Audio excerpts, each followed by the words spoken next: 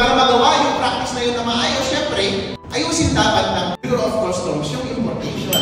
Huwag silang mga smugglers, huwag ninyong pabayaan yun, huwag ninyong pabayaan yung mga nag-i-import na iwasan nila yung tariffs. At yun din yung NFA, di ba?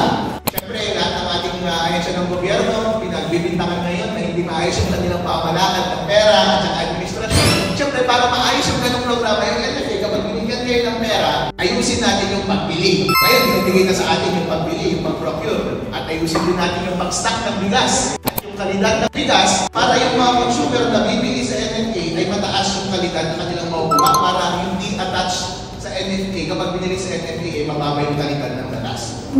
So para lahat ng problema natin sa Pilipinas ay masagot, kailangan ng cooperation ng lahat. Galing yan, una, kay President Bongbong Marcos, sa isang maayos na economic policy, sa tariffs, at sa paggastos sa NFA, sa Bureau of Customs. Kapag ginawa natin lahat, ang trabaho natin ay maayos. Dumami yung problema sa Pilipinas dahil naman malaking problema. So yun lang po ang opinion ko about sa macro na problema ito na malaking problema sa ating bansa at hinaharap ngayon.